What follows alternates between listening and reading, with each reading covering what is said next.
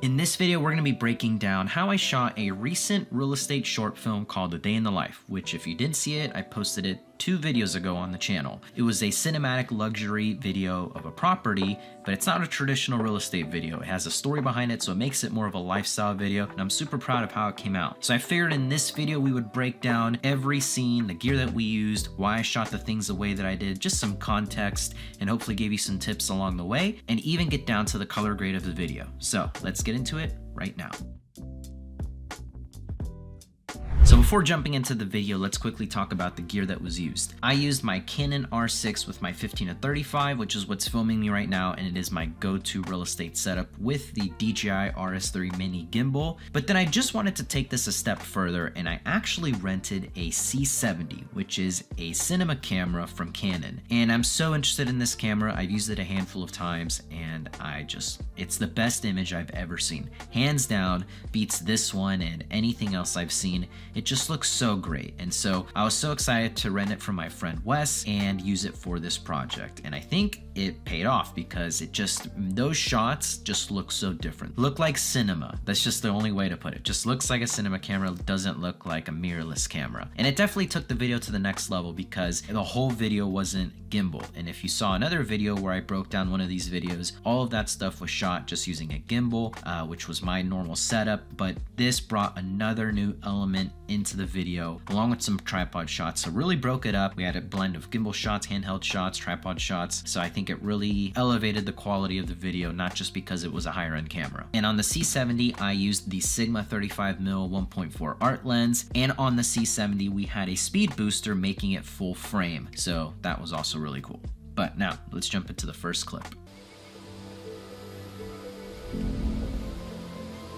Okay, so that first shot, it's one of my favorite shots. So this isn't at sunset, this is at sunrise. That's right. I woke up at before 6 to get this shot. They really wanted to showcase, because this home doesn't have a pool, which kind of blew my mind, they really wanted to emphasize the fact that it sits on this beautiful lake. There's walking trails, people always run by in the morning, and they even said people take photos of the sunrise, which I believe it because it is really nice. Any of the wide shots, really wide shots that are gimbal, are on the Canon R6. All shot in C-Log 3 Cinema Gamut, and on the C70 we shot in RAW. So nice working with RAW video clips, but RAW and C-Log 2, so even more dynamic range. But pulling in, it looks really nice, kind of just setting the video was kind of the idea. And then this next one is a tight of that same clip, but shot on the C70. I don't know if you can tell, but I can clearly tell. I'm like, okay, this is like a nice mirrorless camera shot, and then this just looks like a cinema camera shot to me. I don't know, maybe it's just me, but I can really tell because look at the sky.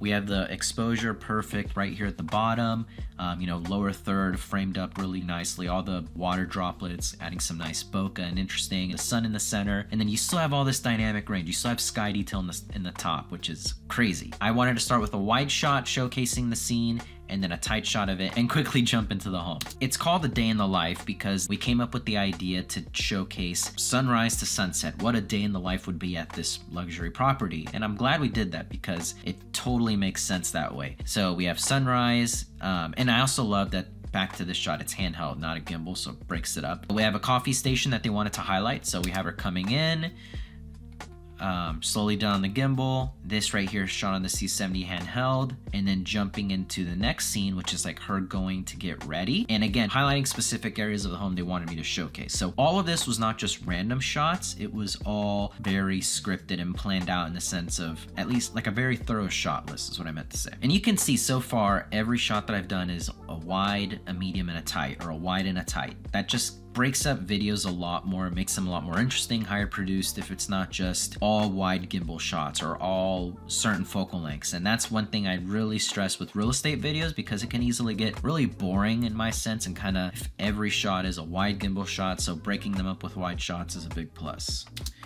So now she's getting ready for the day, and now time to introduce the home. So we're at 20 seconds. I definitely wanted to showcase the home. So it's cool because I found that doing these lifestyle videos, but tying in the main features of the home they want to highlight makes sense that way. So you have to remember, this is about the home, not just cool visuals. So classic entryway shot, panning up.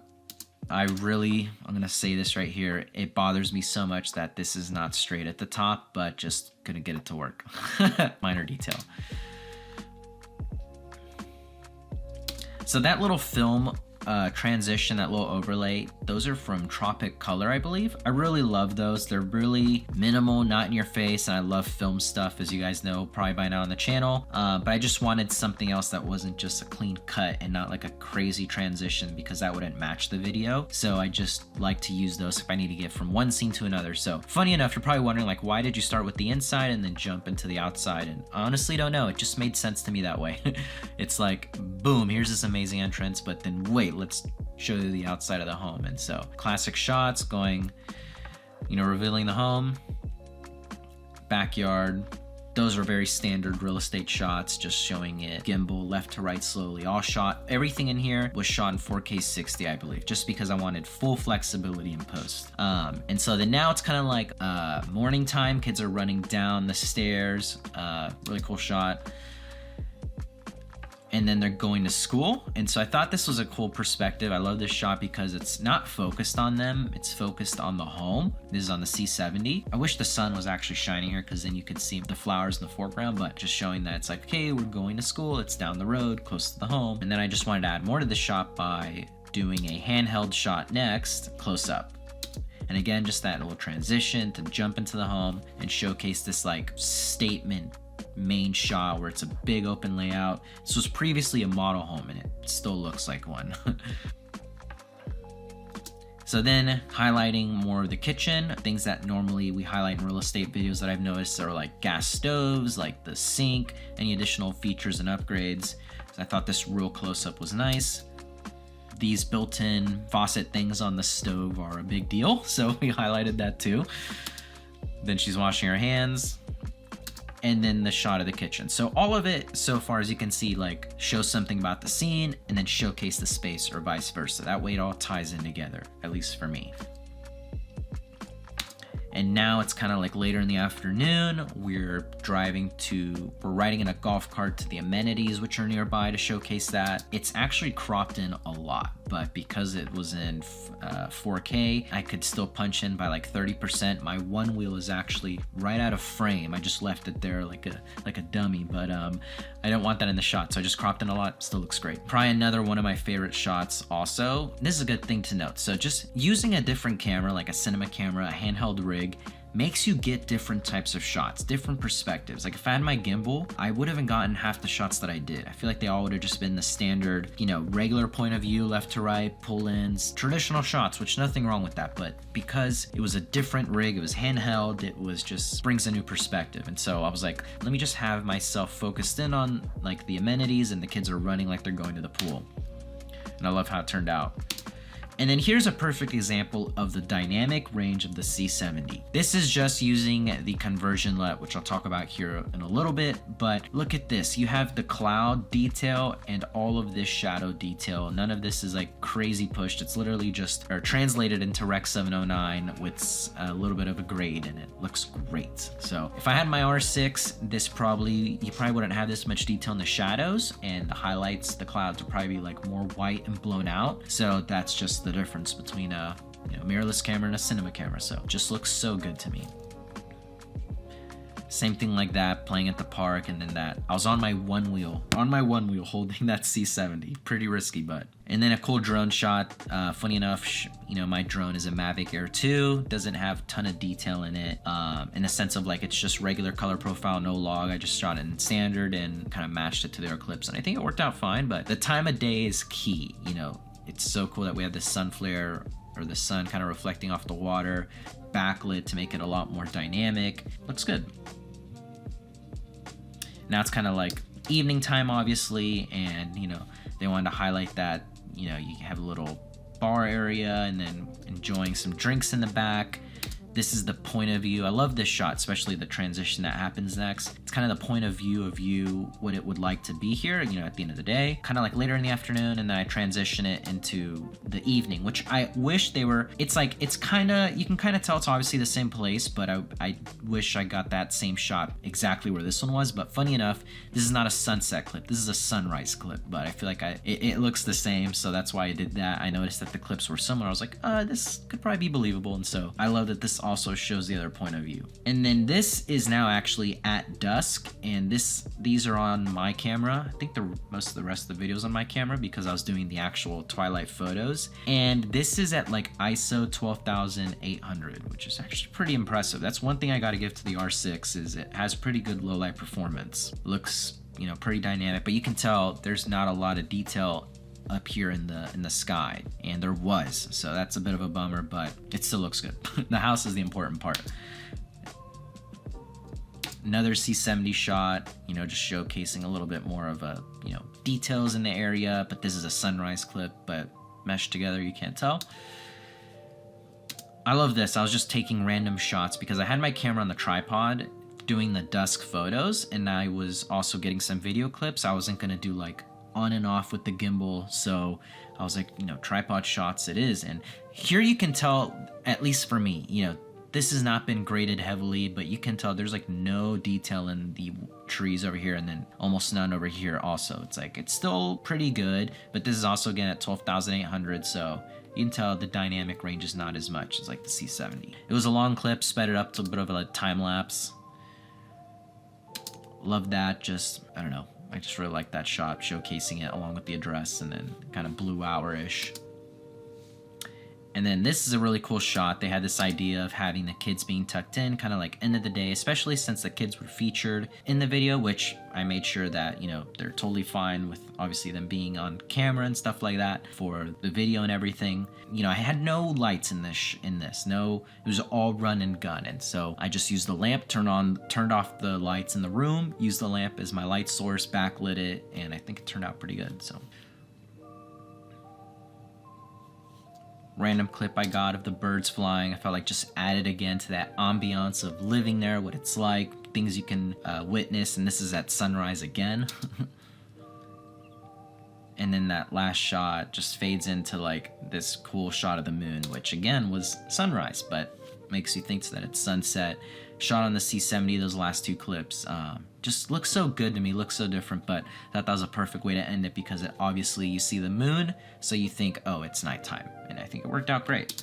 Then just the agent's information, and that's it. So now I wanted to jump into the project and share a little bit of the editing process, some tips, and also how this was color graded, because it's honestly one of my favorite looks. I fully colored this using Phantom LUTs. And if you're not familiar with Phantom LUTs, don't worry, I'm not just trying to pitch you some LUTs. They didn't sponsor this video, but I purchased them with my own money, probably almost a year ago now, and I've been using them for higher end projects, and they're definitely the best LUTs I've ever used. For a good reason, and I'm going to tell you why. I'm not just going to say they look cinematic and that's it. For example, right here in the C70 timeline, in the C70 sequence, all I have on this adjustment layer is the neutral Canon C-Log 2 LUT. That's it. There's nothing else being done.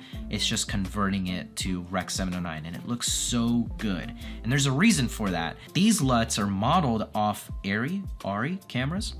I don't know how to properly pronounce that. I'm going to say Arri for the video.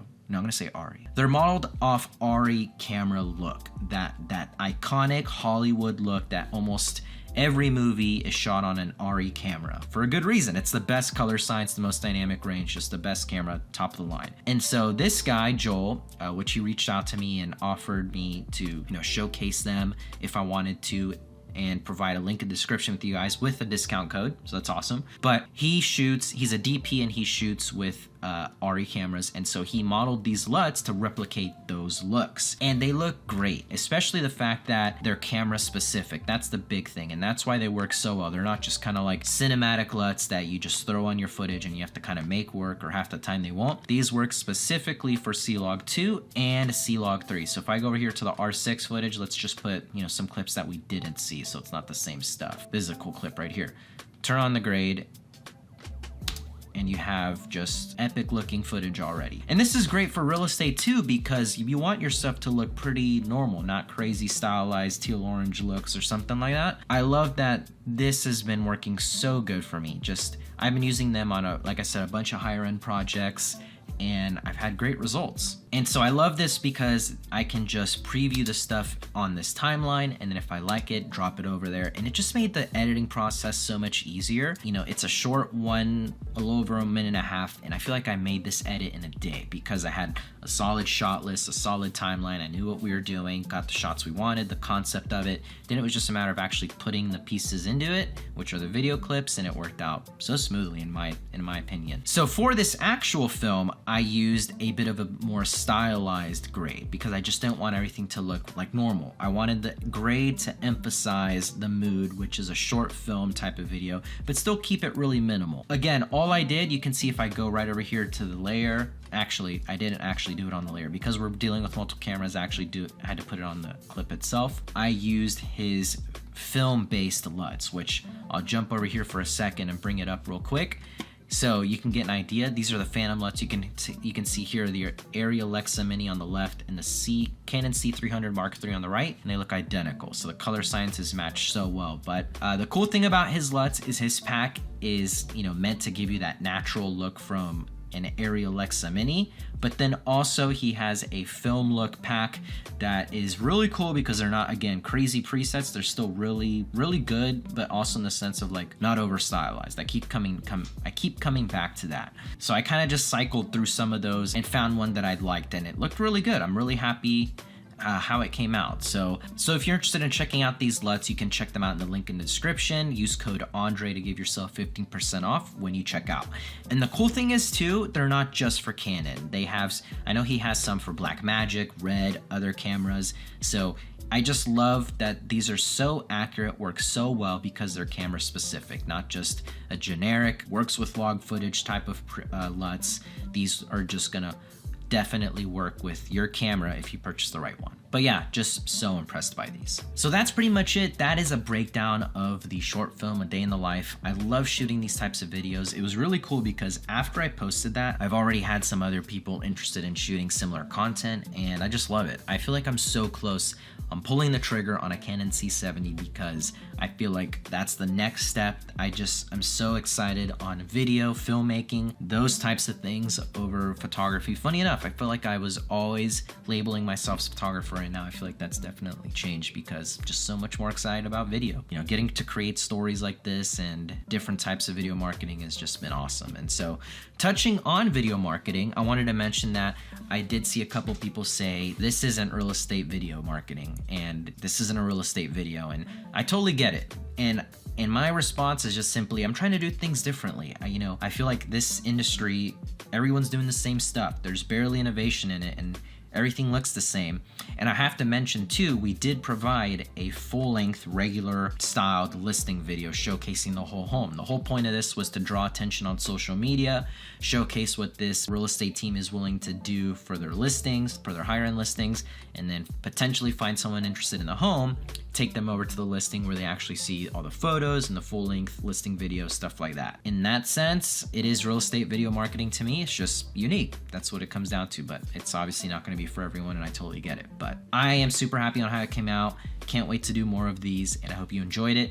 Leave a like if you enjoyed, comment down your thoughts, subscribe if you haven't already. I would love for you guys to be part of the channel, and I'll see you guys in the next video. And make sure to check out Phantom LUTs. Trust me, you won't be disappointed. That's it. See ya.